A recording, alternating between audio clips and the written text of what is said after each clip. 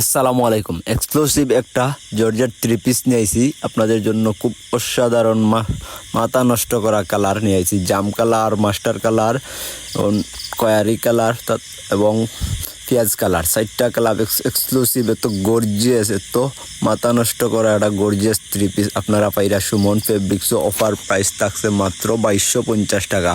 নিচে টার্সেল দেওয়া থাকছে, হাতায় টার্সেল। খুবই গর্জিয়াস পায়জামাও দেওয়া।